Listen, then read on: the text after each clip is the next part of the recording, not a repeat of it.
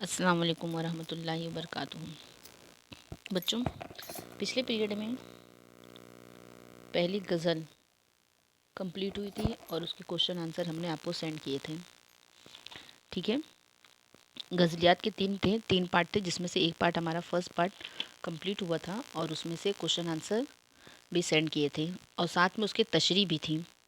ठीक है, पीडीएफ में आपके गया था, क्योंकि पेज नंबर 44 पे जितने भी क्वेश्चन थे, क्वेश्चन आंसर, शेर का मतलब बताइए, फिर उसके नीचे गज़ल के 4 काफ़िए, गज़ल के मक्ता और शेर की तशरीह और गज़ल के रदीफ़, जो भी था पेज नंबर 44 पे सब कुछ हमने एक पेज पे लिखकर आपको सेंड किया था।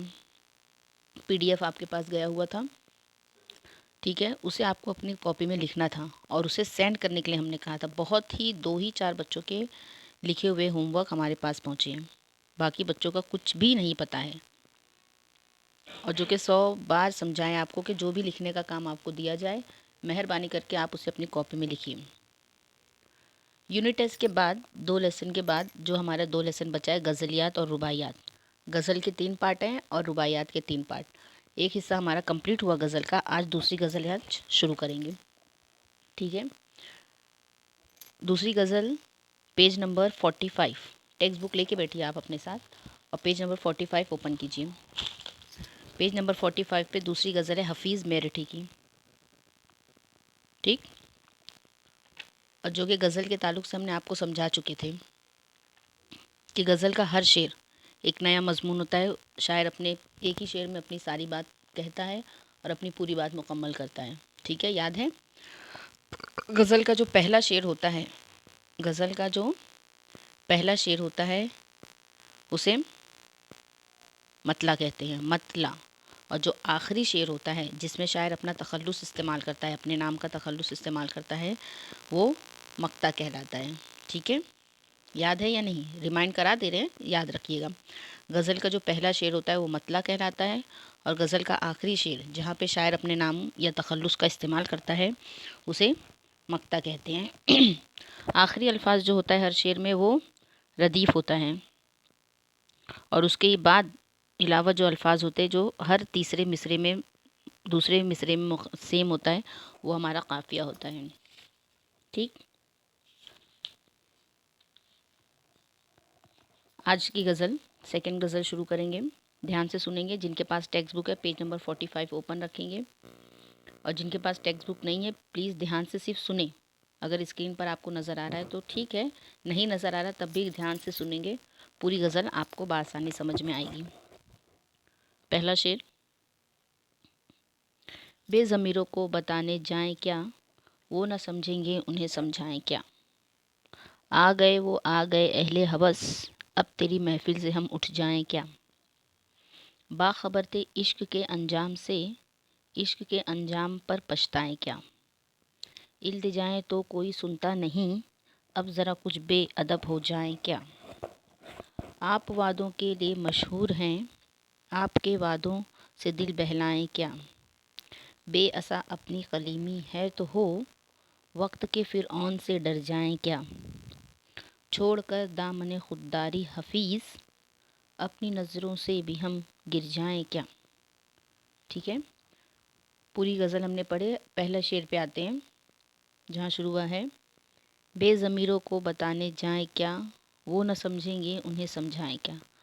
अब इस शेर में शायर हफ़ीज़ मेरठी कहना चाहते हैं कि ऐसे बेज़मीरों को समझाकर क्या फ़ायदा जिनके धर्म, इंसानियत जिसके अंदर से ख़त्म हो चुकी है, जिन्हें सही और गलत की पहचान नहीं है।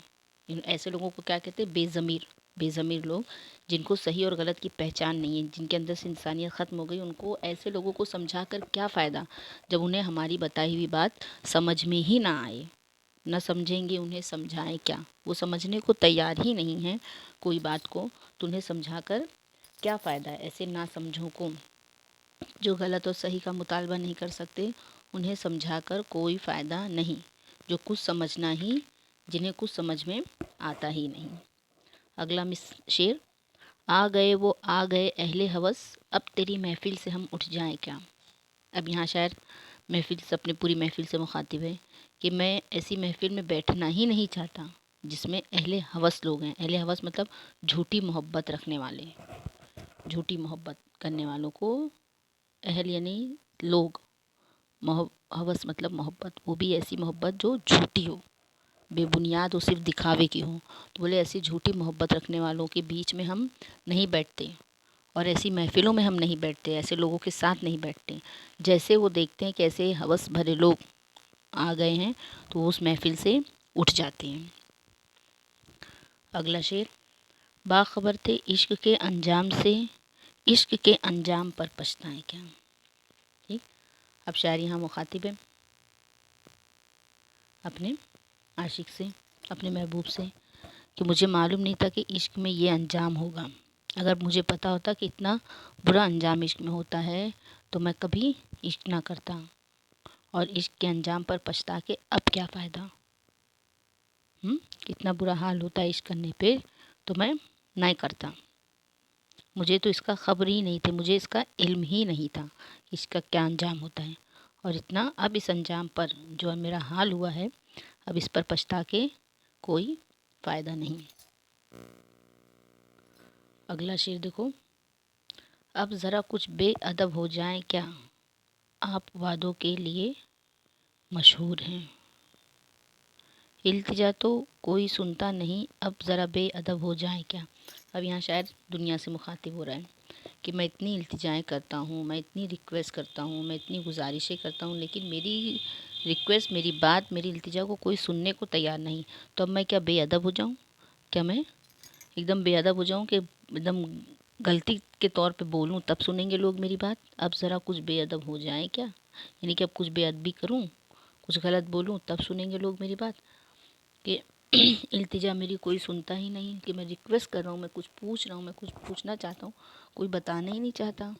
तो क्या मैं बेअदब हो जाऊँ, कुछ गलत अल्फाजों से पूछूँ कि तब से लोग समझेंगे मेरी बात को और मुझे सुनेंगे और मेरी रिक्वेस्ट को मानेंगे। अगला अशार, अब ज़रा कुछ आप वादों के लिए मशहूर हैं, आपके वादों से दिल बहलाएं क्या।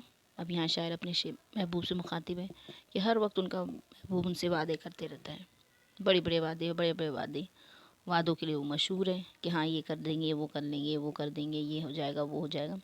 तो वही वो उनसे मुखातिब है, आप तो वादों के लिए मशहूर हैं, तो क्या करें हम आपके वादों से अपना दिल बहलाएं, कि भाई हाँ सिर्फ आप वादा कर लिए लेकिन वादा पूरा नहीं किए। तो शायर अपने महबूब के वादों से क्या दिल बहलाना चाहेगा, नहीं। तो वही वो उनसे मुखातिब है अपने महबूब से, तो हम क्या करें, आप तो वादों के लिए बहुत मशहूर हो, आप ऐसे से वादे करते हो मगर आपने एक भी वादा पूरा नहीं किया। तो हम क्या आपके जो वादे हमसे आप कर रहे हैं, क्या सिर्फ उन्हीं से हम अपना दिल बहला लें। अगला शेर, बेअसा अपनी कलीमी है तो हो, वक्त के फ़िरौन से डर जाएं क्या। अब यहाँ पे बहुत बड़ी बात है, बेअसा अपनी कलीमी है तो हो, बेअसा, असा कहते हैं डंडे को, कलीमी हो तो हो, यानी यहाँ पे उस वाक़े का जिक्र हो रहा है, लाठी होती ना असा, और बेकलीमी हो तो हो, वक्त के फ़िरौन से डर जाए क्या। फ़िरौन जानते हो, एक बादशाह था फ़िरौन, और कलीमुल्लाह हज़रत इब्राहीम अलैहिस्सलाम के दौर की ये बात हो रही है, जब उन्हें दरबार में बुलाया गया था। याद है, फ़िरौन अपने दरबार में बुलाता है बड़े बड़े जादूगरों से, और वहाँ पे जो एक मौजज़ा होता है उस मौजज़े का यहाँ ज़िक्र है, यानी हमारे दीन से रिलेटेड यहाँ पे बात हो रही है। बेअसा अपनी कलीमी हो तो हो, वक्त के फ़िरौन से डर जाएगा, उसी चीज़ का हवाला ये यहाँ दे रहे हैं कि मेरे पास तो ऐसी इब्राहीम अलैहिस्सलाम की कलीमुल्लाह की तरह कोई लाठी वाठी तो है नहीं। एक लाठी का मौजज़ा हुआ था, आप लोग पूछिएगा अपने घर में, फिर हमें बाद में सेंड कीजिएगा, नहीं तो नेक्स्ट पीरियड में हम बताएंगे कौन सा किस्सा था इसके पीछे। उसी का जिक्र यहाँ पे शायर कहना चाह रहा है कि वक्त के फ़िरौन से डर जाएगा। आज जो फ़िरौन बना बैठा है, आज के ज़माने का जो बादशाह, जो राजा है, जो फ़िरौन बना बैठा है, तो क्या हम उससे डर जाएं। हमारे पास वैसी लाठी नहीं है कि भाई चलो हम भी कुछ मौजज़ा दिखाएं और कुछ बन जाए हमारा, तो नहीं है। तो क्या इसका मतलब हम भी आज के फ़िरौन से डर जाएं, नहीं डर सकते। वक्त के फ़िरौन से डर जाएं क्या। लास्ट आखिरी शेर, छोड़कर दामन खुददारी हफीज़, छोड़कर दामन खुददारी हफीज़, अपनी नज़रों से भी हम गिर जाएं क्या। हफीज़ इनका नाम है, याद है। जिस शेर में शायर अपना नाम यूज़ करता है, अपना तखल्लुस वाला नाम यूज़ करता है, उस शेर को मक्ता कहते हैं। यह हमारी गज़ल का मक्ता वाला शेर है। यहाँ पे शायर अपना नाम, तखल्लुस वाला नाम यूज़ कर रहा है। छोड़ कर दामन खुददारी, यानी जो मैं खुददार हूँ, इतना इतना समझदार हूँ, अपने आप को इतना समझता हूँ, क्या मैं छोड़ दूँ, अपनी खुददारी को छोड़ दूँ, अपनी ही नज़रों में गिर जाऊँ क्या? मैं दुनिया की नज़रों तो नज़रों में, अपनी भी नज़रों में गिर जाऊँ क्या? इतना बेगर्ज नहीं हूँ मैं, इतना बेज़मीर नहीं हूँ, इतना बेगैरत नहीं हूँ। मैं अपनी खुददारी का दामन कभी नहीं छोड़ूंगा कि मैं अपनी ही नज़रों में गिर जाऊँ। ठीक, अब इसमें गज़ल हो गई आपकी ये पूरी कंप्लीट समझ के। इसके बाद आपको हम अल्फाज मायने सेंड करेंगे। नेक्स्ट पेज पे जो भी आपका कॉपी में क्वेश्चन आंसर आपने फर्स्ट गज़ल के लिखे हो, शेर का तशरीह लिखे हो, और जो उसके नीचे रेड रेड क्वेश्चन बने थे सब आपने लिखे हो, उसके बाद न्यू पेज पे हेडिंग डालोगे गज़ल नंबर 2 और शायर का नाम डालोगे और इनके अल्फाज मायने उतार के रखोगे। अगले पीरियड में हम इनके आपको क्वेश्चन आंसर सेंड करेंगे। ठीक है, अल्फाज मायने क्वेश्चन आंसर सब साथ में लिखते जाइए। हम आपको पहले ही समझाए थे कि बहुत लेंदी है अभी पोर्शन, तेज़ी से साथ साथ करते जाओगे तभी होगा। नेक्स्ट पीरियड में आपको हम इनके क्वेश्चन आंसर, शेर का मतलब और जो भी है उसमें आगे वो सब हम आपको भेज देंगे। पेज नंबर 46 पर देखो, पेज नंबर 46 ओपन करोगे तो उसमें 5 क्वेश्चन आंसर है और जस्ट उसी के नीचे एक शेर है। झेल में शेर का मतलब लिखिए, बा खबर थे इश्क के अंजाम से, इश्क के अंजाम पर पछताए क्या। बस यहीं तक है आपका क्वेश्चन। ठीक है, जो हम भेजेंगे आप में वो क्वेश्चन आंसर 5 क्वेश्चन आंसर रहेगा और ये एक शेर की तशरीह रहेगी। ठीक, और जितना आपको अपनी कॉपी में लिखना रहेगा। अगर आपके पास टेक्स्ट बुक है तो क्वेश्चन आंसर ये अल्फाज मायने आप उतार के रखिएगा, ताकि जब भी हम गज़ल का आपको आगे का क्वेश्चन भेजें तो आपको आसानी से लिखने में आसानी हो। और देखिए पेज नंबर 46 ओपन कीजिए, पेज नंबर 46 और लेफ्ट हैंड साइड पे जो येलो कलर का बॉक्स नज़र आ रहा है, तलमी ग्रामर है वो मिला, तलमी रेड येलो कलर का बॉक्स है तलमी, उसका भी ग्रामर हम साथ में आपको भेजेंगे क्वेश्चन आंसर के। ठीक है, जिस शेर में मजहबी वाक़या बयान किया जाता है, मजहबी वाक़या या तारीख़ी वाक़या बयान किया जाता है, उसे तलमी कहते हैं। अभी था ना एक इसमें, क्या बोलते हैं, बेअसा अपनी कलीमी हो तो वक्त के फ़िरौन से डर जाएं क्या। फ़िरौन भी मज़हब से रिलेटेड है और कलीमुल्लाह इब्राहीम अलैहिस्सलाम का था, वो भी मज़हब से रिलेटेड है। यानी यहाँ जो एक मौजज़ा बयान किया गया था उस शेर में, वो मौजज़ा उस दीन से रिलेटेड है। तो मजहबी वाक़या जिस शेर में बयान किया जाता है उसे तलमी कहते हैं। तो ठीक उसी तरह ये भी आपको कॉपी करना पड़ेगा। ओके, देखो यहाँ पे जो तशरीह शेर छपा हुआ है पेज नंबर 46 पे, येलो कलर का बॉक्स है लेफ्ट हैंड साइड में, उसमें एक शेर लिखा हुआ है, इब्न मरियम हुआ करे कोई, मेरे दुख की दवा करे कोई। गालिब का शेर है ये, इब्न मरियम हुआ करे कोई, मेरे दुख की दवा करे कोई। यानी जिस तरह इब्न मरियम थी, इब्न मरियम मज़हब से रिलेटेड है, मरियम अलैहिस्सलाम की बात हो रही है यहाँ पे। हुआ करे कोई, मेरे दुख की दवा, जिस तरह मरियम थी कि हर दुख की दवा उनके पास थी, लोगों का मदद करती थी, उसी तरह मेरे भी दवा बेटे लसन। और जिस तरह इब्न मरियम, इब्न मतलब बेटा, इब्न मतलब बेटा, जिस तरह मरियम के बेटे लोगों का इलाज किया करते थे बगैर दवे के, है ना, मौजज़ा का होता था ना, एक तरीके का मौजज़ा ही होता था, वो बीमारियों को अच्छा कर देते थे।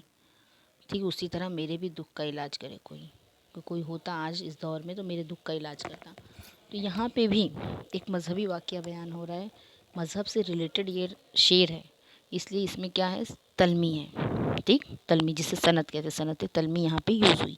जिस शेर में मज़हब या तारीख़ी वाक़े का बयान होता है उसे सनत तलमी कहते हैं। ये चीज़ याद रखना क्योंकि एग्ज़ाम में हम पूछेंगे इसको, इसलिए इसके ताल्लुक़ से अगले पीरियड में जब क्वेश्चन आंसर हम आपको सेंड करेंगे तो ग्रामर भी आपके पास साथ में जाएगा।